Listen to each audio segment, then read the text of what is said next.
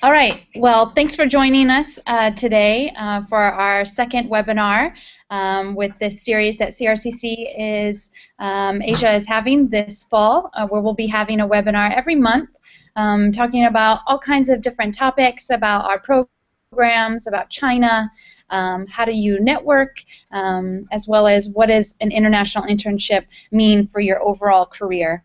And today we are excited to share a little more about our programs from our alumni. We'll be showing some testimonies, letting you see from your peers what it's like to participate on our China internship program. And then we'll also, you'll get to hear from one of our featured alumni who just returned from our program as well. So before we get started, just kind of an overview. Again, we're going to talk about the program. We'll hear from Lauren, our featured alumni. And at any point, if you have questions, just be sure to submit those, and we will get to those towards the middle and end of the presentation.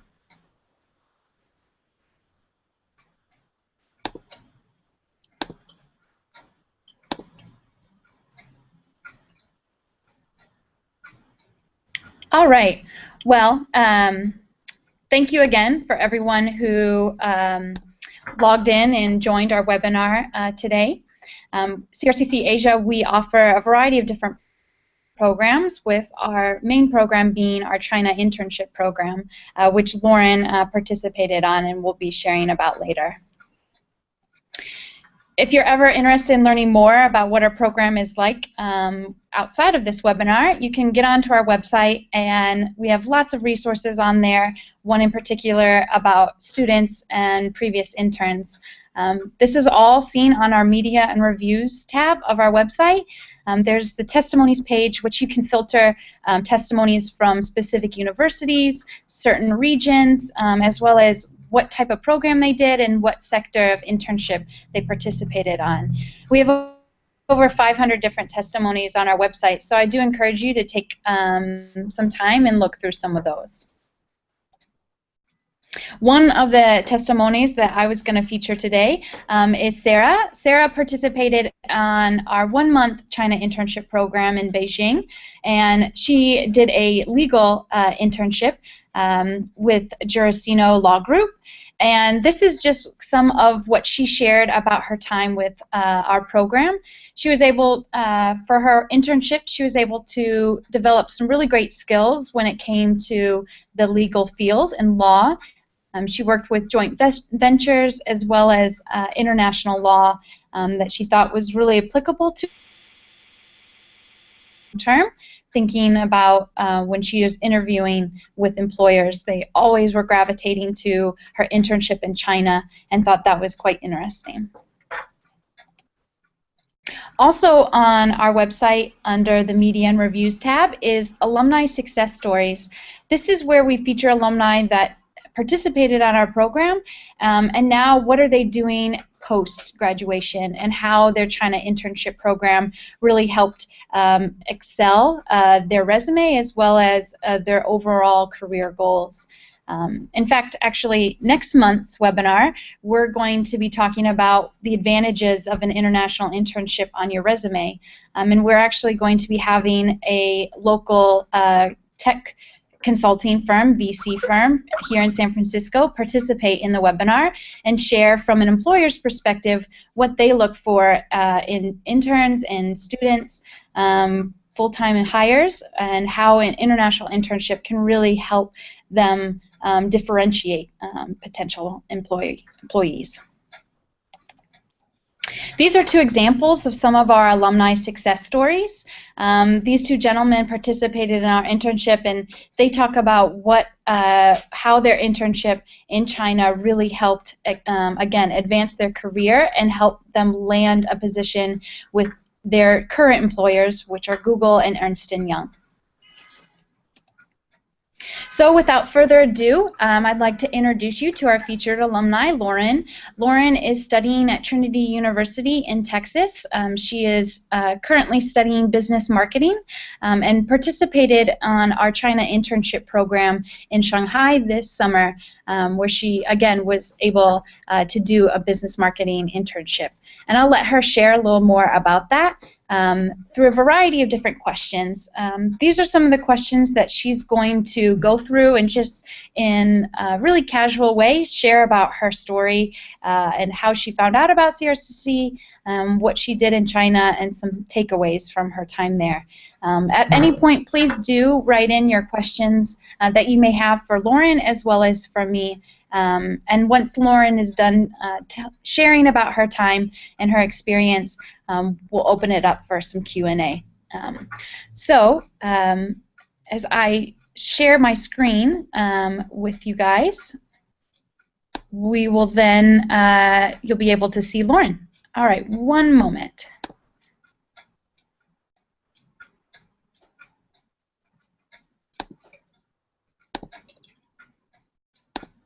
All right, well, I'm just going to now turn it over to Lauren.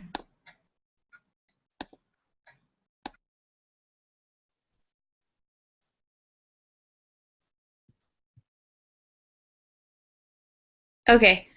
Well, okay. So in China, I didn't actually find out about CRCC until, my university got a group of us together and said, hey, we're going to China, but it's all thanks to this program called CRCC Asia. And they ended up, giving us packets of all the information, and it pretty much turned out that CRCC just had, our whole trip planned for us already, and we didn't even, we didn't know what we were getting ourselves into. I know when I first found out about going to China, I was super nervous. I was like, I'm going halfway across the world. What am I doing? Is this the right thing for me to do? And I was so nervous. I was so scared. The last 3 months of school, we had weekly meetings that prepared us for China, but I was really nervous up until the time that I left. Even getting to China was really scary for me. But once I was there, it was a whole new world. And I'm just going to start off by telling you a little bit about my internship. When I got to China, I was blown away at how different it was, but at the same time how similar it was from the United States. Yes, there were definitely things that were different. The people, the culture, how they do things there. But then you had those things, let's say like McDonald's, that kept you really kind of close to home. And going to little places, fast food restaurants like that, every once in a while was kind of like my getaway. If I was missing home, I'd be like, oh, well, I'm just going to go to McDonald's or walk across the street. And literally, the greatest thing about China is that there is a McDonald's on every corner of every single street. So that was really nice. My internship. I got to my internship on the first day, dressed in formal wear, suit, slacks, nice shirt, very prepared for a regular day at a job. And I got there and I was the only one in a suit, dressed nicely. I mean, everybody else was, casual wear. And they greeted me at the elevator. They were waiting for me as the elevator doors opened. And they were like, oh, you're Lauren, nice to meet you, blah, blah, blah. And I was so shocked that they were at the elevator waiting for me. And, they walked me into the office and they were just like, this is so-and-so, this is so-and-so. And, most of them didn't speak not a lick of English. And I know the manager, he was Chinese American. He lived in the States for a while, and he spoke English and Chinese. And the ladies in the office and the guys in the office, they spoke a little bit of English, probably as much Chinese as I know. Hi, bye, how are you doing? But they did everything for me as far as making me feel comfortable and making me feel at home. And I was just not expecting that at all. Being, in the States, you go to work, you meet people, they're nice to you, but these people were nice to me the whole month that I was there. they'd invite me to lunch with them, and like I said earlier, even though they didn't speak English at all, they tried everything to have a conversation with me.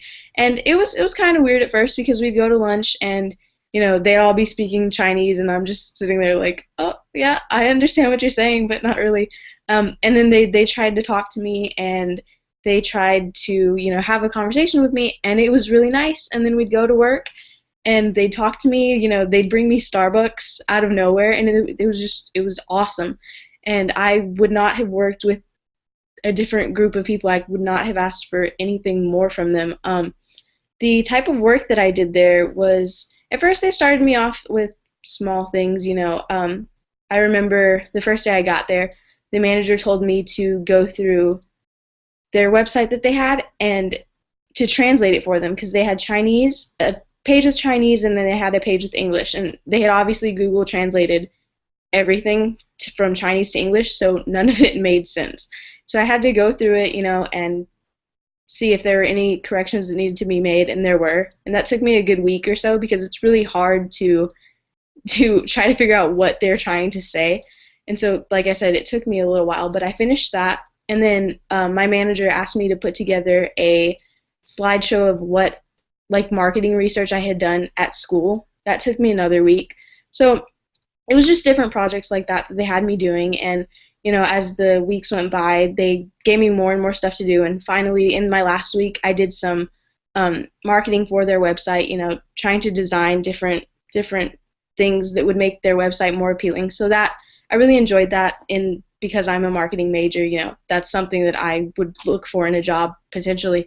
So that was really nice. And just everything about the job, I just really enjoyed. The people, the work. There wasn't a day that went by that I was like, oh man, I have to get up and go to work. I was always really excited to go to work, and really excited to just get to work and spend my days with these people. And then, like I said earlier, there were there's those different things that made China unique. Like, they would have 2 hour lunch breaks, and they would have nap time. And I remember one day the boss came up to me and he's like, have you taken your nap today? And I'm just like, no, I haven't napped. I don't need a nap. And he's like, oh well, like, they're all napping, and people napped for an hour, 2 hours. And it was really strange to me, but that was how they did their jobs. And the manager told me, he said, once people take naps, they wake up and everything's fine, and back to work. And I'm just like, oh, okay, well, we don't do that in the States, but that I wish we did. That would be really nice. And so I was really, honestly, the last day of work, I was really sad, because I might never see those people again, but I might run across them if I ever go back to China, which I really, really, really want to do.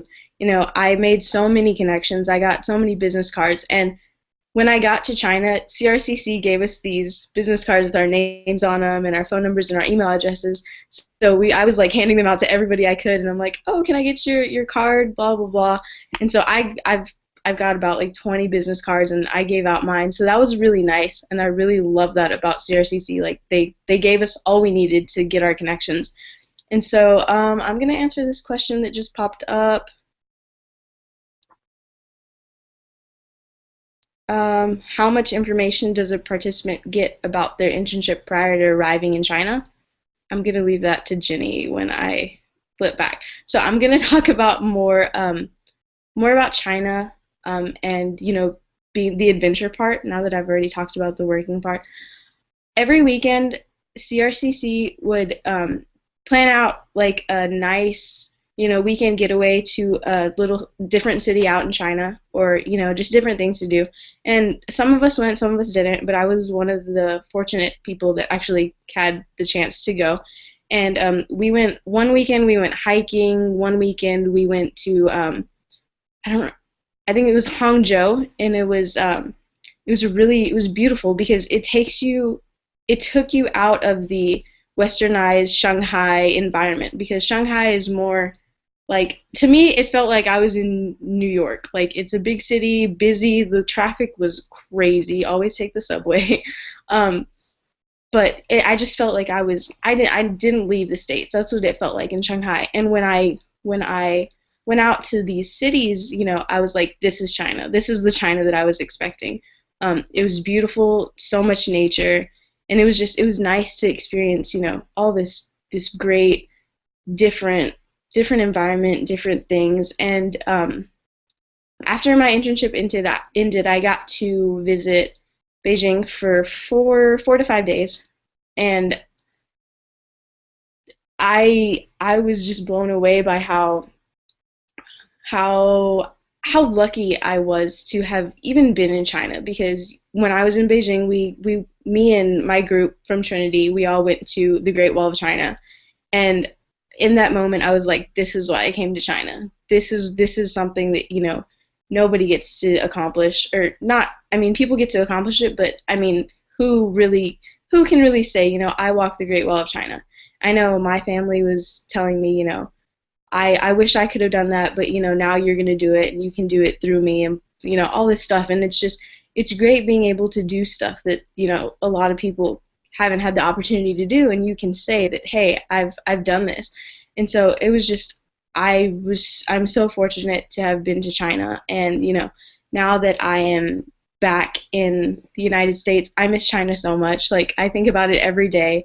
I wake up in the morning and I'm like, oh, what time is it in China? And it's just stuff like that. And in China, it makes you kind of live on your own, be the responsible adult that you're becoming. I In China, you don't have internet access, and if you do, it's very minimal. It's really slow. You don't have a phone. You have to buy one of those little phones from like the 90s that you just like type on. Um, but I mean, it was just nice to get away from what you're used to. And when I was in China, I felt like I got to start all over again. Like, I had to meet new people. I had to, do things on my own, and it was great. And so I miss that so much. What else? I coming being back home is just, it's nice. I love home, but like I said, it's just you meet so many people, and you do so many things that you're not used to doing.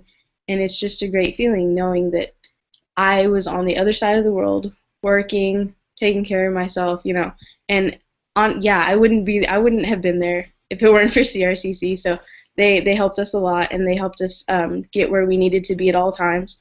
And the leaders of my group were great. They were always, emailing us, texting us, like if we had any questions, we could go to them, and they were just super helpful. And that's about it. So if y'all have any questions, just feel free to type. I'll hand it back over to Jenny.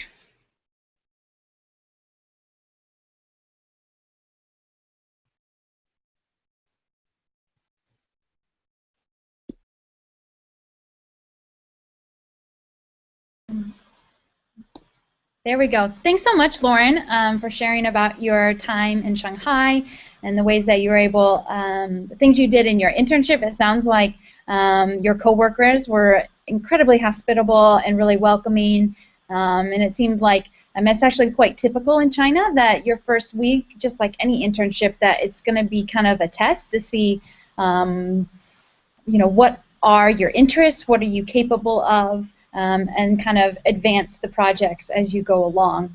So it seems like you experienced that during your internship, as well as I'm glad that you were able to travel outside of Shanghai and see some parts of China. It's just like if someone comes to the United States and sees New York, that's just one part of the U.S., but you get to see a whole lot more. So it's really great that you were able to do that. So yeah, let's launch in with some of our questions. It looks like we have a running list, which is great. Please do continue to type in. I'll answer this first question from Samantha. It says, how much information does a participant get about their internship prior to arriving to China? It's a great question. So really how it works is you apply to our program online, and about 48 hours later, we set up a interview over the phone or via Skype. And that interview is our opportunity to see, what are your interests as well as what are you qualified for, and then an opportunity for you to share about what you're looking for, what kind of projects you've worked on, what classes you've taken, and then kind of what type of companies we work with and how that might fit with those interests. If accepted to our program at that point, that's when we start kind of the communication. We have a team here in San Francisco that is in constant communication with our potential participants as well as our future ones. And they're the ones that are communicating about your CV. They might give you advice. They are liaison with our China teams, and they're taking those interview notes as well as your resume and working with our China teams and the host companies to find you that placement. So we work with over 500 different companies in China, over 24 different sectors. As Lauren shared, she did a marketing-based internship. But we're able to do internships in finance, business development, legal, engineering, green tech is really booming in China, IT, media and creative industries, architecture, the list goes on. So we're able to share with the student kind of what are some potential internships that you might be able to participate on with our program. But again, it's based upon the qualifications and interests.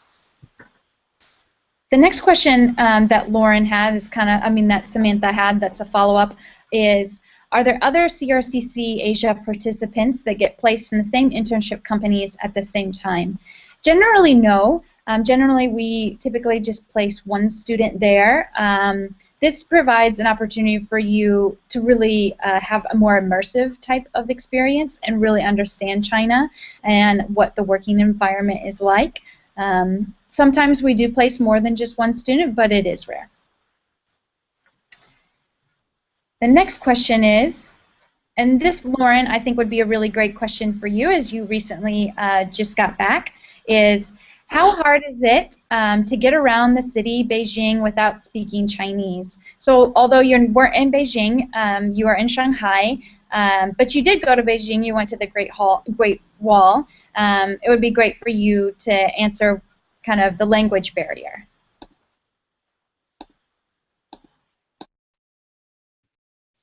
Okay, definitely when you first get to China, it's scary. You don't know, all you know is maybe ni hao, which is hi. But once you're there, you hear it all the time. So it's just like learning a new word, or a song. You hear the very common like hi, how are you doing? What would you like to eat? The simple things. And the first week we were there, I learned a lot. But luckily, when my group was in Shanghai, we got to take Chinese classes, and I don't know if that's offered for everybody. Okay, so it is. It is offered for everybody, and we took Chinese classes twice a week. So we'd go to work, have some time to get dinner, and then we'd go to Chinese class for about 2.5 hours.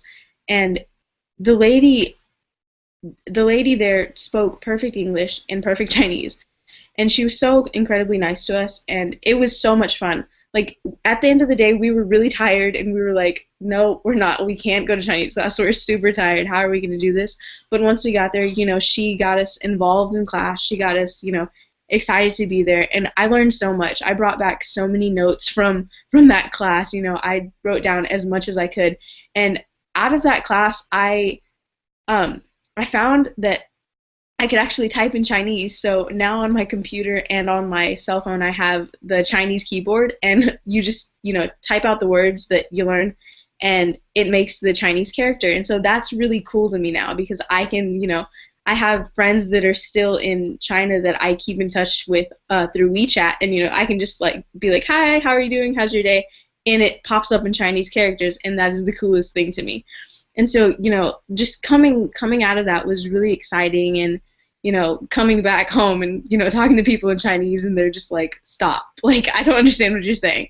And so it's really cool to just, be able to learn words like that. And when you go to restaurants, at first it's really scary because you're like, I just want water, I just want some kind of food, and you're going to do a lot of pointing to the menu, saying I want this or I want this, because it's all in Chinese. Or the scariest moment for me when I went to eat was the whole menu was in Chinese characters, and I'm just like, I don't know what any of this is. And so I could just, the lady would come to the table and I'd just be like, mi fan, which is rice. And I'd just be like, rice or chicken. If you just learn like the simple stuff, you can go into the restaurants and, tell them what you want. And so it's really not that bad after you get the hang of it. It starts getting not as scary as you're there longer. But at first it's pretty scary. I mean, most of the time you'll find menus and stuff like that with English on it.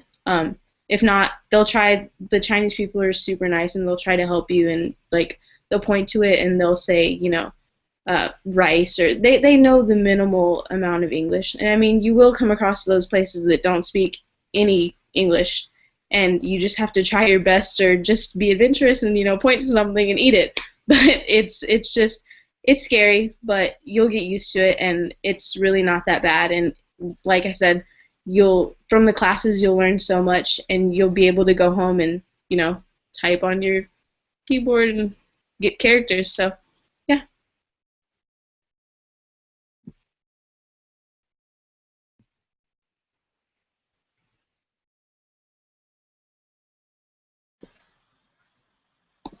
Thanks, Lauren. And just to let everyone know, so Lauren, she participated in what we call one of our university partnerships. So Trinity University, CRCC, works with to create kind of a custom program. And so her program had Mandarin classes twice a week. But for the typical program, it's once a week. So it's 2 hours, once a week. They're run by the same it's called Mandarin House. We work with a language school in each of our locations, so Beijing, Shanghai, and Shenzhen. And each of those are doing classes once a week for all of our interns, and it's beginner level, so there's no language requirement for our program. Obviously, if you have some background, that's fantastic. It's not required by any means. And those classes, as you heard from Lauren, can really kind of build a foundation, so that way you can get around and you can order at a restaurant, and you can practice with your coworkers as well. The other thing about the language is that you are guaranteed a English-speaking supervisor. So your coworkers might not speak English or very minimal, but your supervisor will be able to speak English, and that way any type of projects or direct reporting is going to be in English. So that won't be a barrier when you're actually in the work. The next question, it looks like another from Irving, is, Lauren, did you mostly use cash, credit card, or what would you say is the best way to use money there?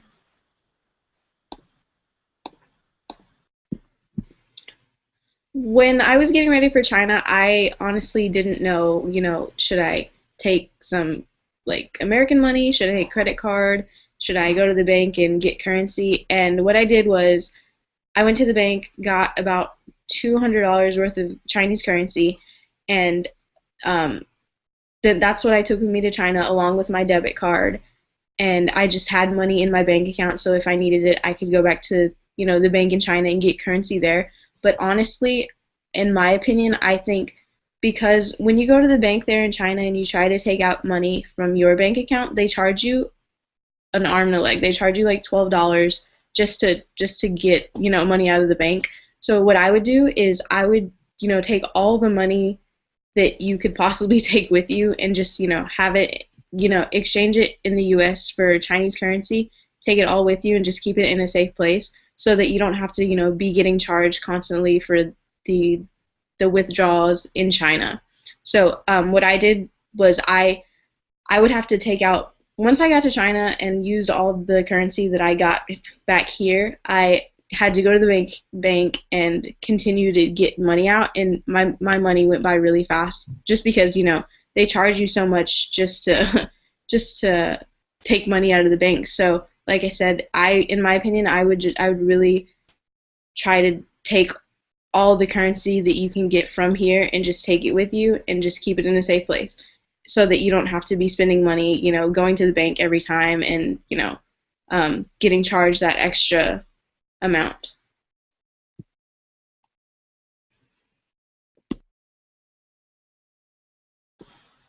Cool. Um, the next question that Samantha is asking is about housing, and I'll share a little about that, and then you can share as well, Lauren. So housing is included in all of our programs. We set up students in hotel-style apartments where you have your own room, but you share with either one or two other interns of the same sex, where you're sharing the living, kitchen, and bath. But again, you have your own room. And they're all centrally located in the business district close to our offices in each of our locations, as well as the internship placements. So those accommodations have a variety of different services, to a front desk, to workout centers, or a pool. But again, all of our interns are housed in the same building, which is another great way for you to not just get to know people that you might already know on the program, but other participants. We recruit worldwide, so we have students from UK, from Spain, Italy, Australia, Brazil, and all over. And so you get to really learn more about other countries and what other students are doing and what kind of industry is booming in, say, Brazil. So now I'll let Lauren share about what she thought of the accommodations. Okay. My the place that I stayed was huge. um, my room was really big. I had In my room, I had a restroom, a huge closet, a big bed, a desk, a really big window to view, outside of China, a balcony, and then outside of the room was a huge, huge living room with, I mean, it was all furnished, couches, TVs, coffee table, a place to sit and eat with 4 chairs. The kitchen was a perfect size. It wasn't too small. It wasn't too big. It had microwave, stove, refrigerator, cabinets, coffee pot. It had everything. Silverware. All we had to do was buy the groceries. And it was really nice because, the days that you didn't want to go out and eat and spend your money, you could cook something at home. And right across from where we were staying was a supermarket that had, food from everywhere, like United States food, like food that I was craving. So we would always walk across the street and get like a pizza or, something that you could just warm up. And so we would make that in the kitchen, or some nights we would just make pasta, something that wasn't Chinese food, so that we could, get away from it for a bit. So that was really nice. And then as you exited, there was my door, and then there was a little break, and then there was my roommate's door. And her room was just as big as mine, same setup. The only difference is that my part of the room had, the living room, the kitchen, and she just had to like walk across. So we didn't have any conflicts. We had our own restrooms. It was great. I loved it. I felt like I was living the life because I had my own place for a month, and so it was awesome, and I loved it. So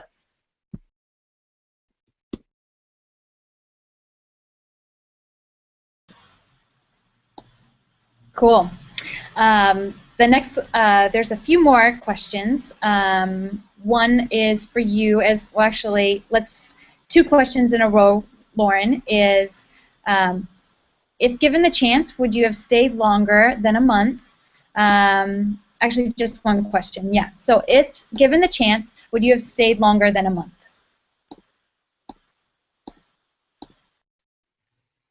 I would have definitely stayed longer than a month. Well, actually, we did stay longer than a month because my school got there 2 weeks prior to the internship starting. So we did get to stay there a little longer, and then after the internship, we went to Beijing for what was almost a week. So we were there for about seven weeks, and I yeah, I would definitely have stayed there longer. Kind of to touch on that second question if I can that ties in with this question. I actually got an internship while I was in China. I went to dinner with my with my coworkers there in China, and I met the manager from the Gap, and she actually offered me a internship for next summer, and I was not expecting that at all. And so I hope I can go back next summer and be there the whole summer to work. And so yeah, so you go there and you network with people and you opportunities open up and it's just great. So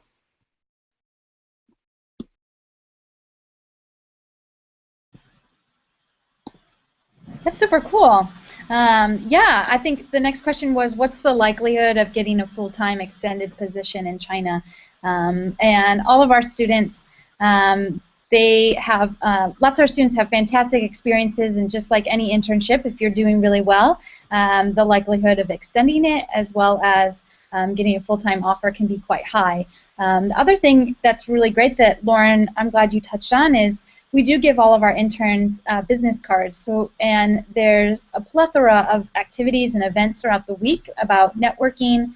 We have a China business seminar where we bring in professionals from a variety of different companies and industries, and they talk about things relevant to Chinese business, and it's a networking event. So not only would you have opportunities to learn more about your host company, but you get exposed to even more companies.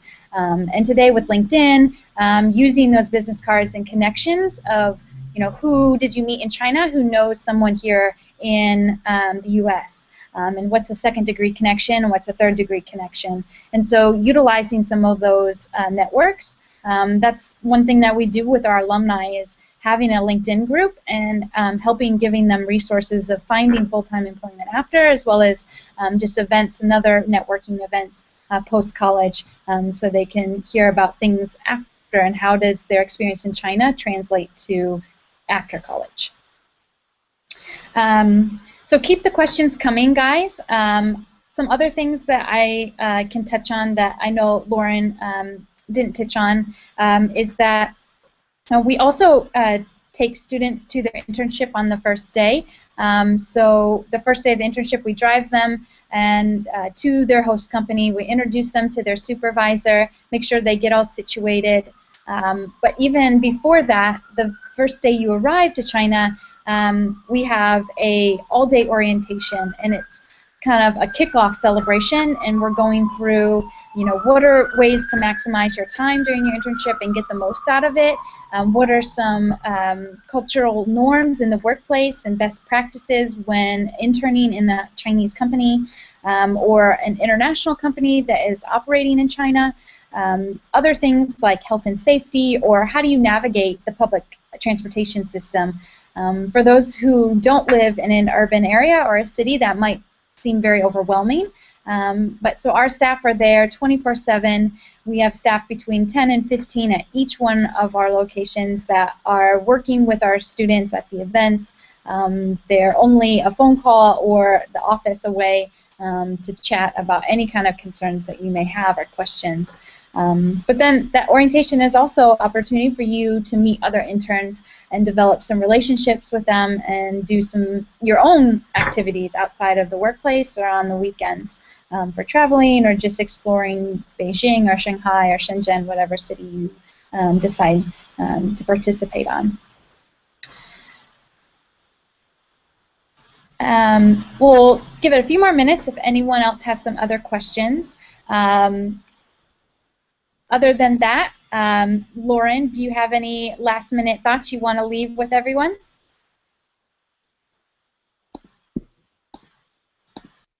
yeah, just like I've told people that haven't gone abroad yet, I know it's really scary. It's a really scary thought, and you know, definitely people have second opinions or second thoughts about not going. And there's lots of pros and there's lots of cons, but there's definitely more pros than there are cons. Yes, you will be out of your comfort zone for a month or so, and you you'll miss home a lot, but at the same time, you get to experience a whole new world.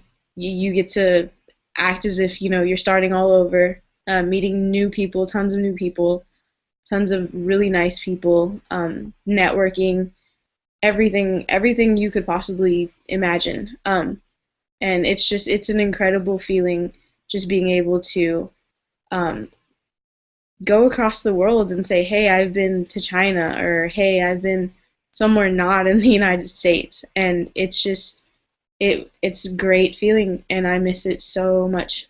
But I definitely say, if you have the opportunity to go abroad, and I mean, it doesn't have to be China, it can be anywhere else. But I've been to China, I loved it. I would definitely go back. And so if you get the opportunity to, definitely go abroad. And that's it.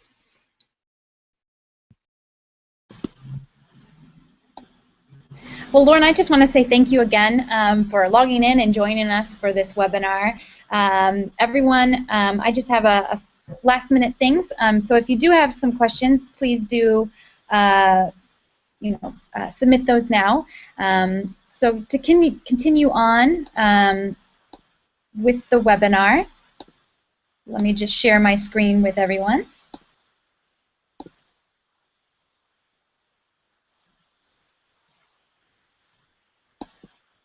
Cool. So again, thank you, Lauren, for sharing all of your insight and your experience about China. Sorry for this, guys. Just having some technical difficulties. There we go. So we always love to engage our alumni once they return home. We include them in things like this webinar that we do every month, but then we also invite them to our Facebook page and LinkedIn groups. So we're always talking about upcoming alumni events. For visiting your campus, we're usually having an alumni event and an info session, so ways you can get involved there. We also have our entrepreneurship fund for students that they could submit a business proposal and receive funding if they have a China-related business idea that they want to start. If listening to Lauren's experience really got you excited and you're interested in applying, you can apply on our website. It's a free application. It's on the right-hand corner of the red apply button. And this August, actually, we're having an August sale where there is up to a $260 discount towards your program fee, and that covers it applies, to all locations as well as a variety of different months. So be sure to apply if you're really excited from what you heard from Lauren. You can also follow us on all of the different social media. Weibo and Youku are actually, Weibo is the Chinese Twitter, and Youku is the Chinese YouTube. And then these are all of our offices worldwide. I'm located in our San Francisco office. That's where all of our applications are processed, our interviews are conducted, and all of kind of the pre-departure assistance is kind of launched from. Be sure to join us next month, September 9th at 1 p.m. again, Pacific Standard Time, where we're going to talk about how an internship abroad can really help your career. Again, we're going to have a local tech consulting VC firm join us as an employer, telling about their perspective of what they look for in interns and full-time employees, and kind of how does an international internship really set you apart from other candidates.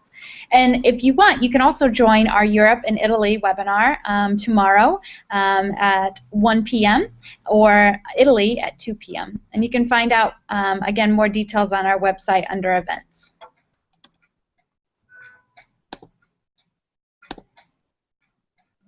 So everyone, thank you again.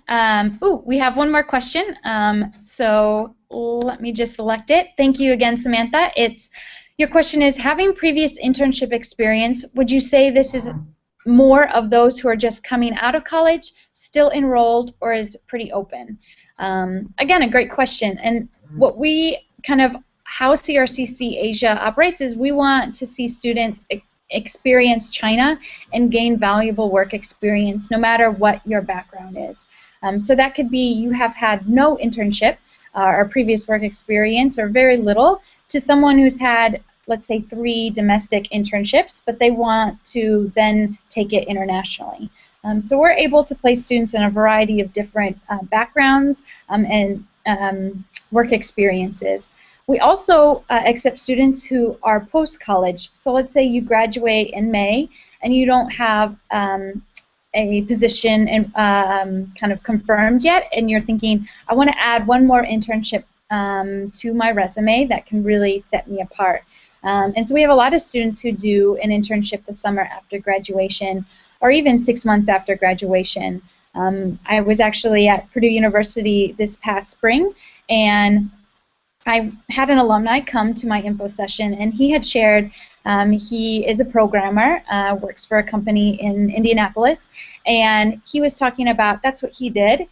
He didn't have a position or a job lined up after graduation, and so he decided to do our program, and after coming back, he actually started to receive full-time offers, and he was saying that that was the reason. He truly believes that that's the reason he found a job, was because of having a China internship experience on his resume was something that most people will never have.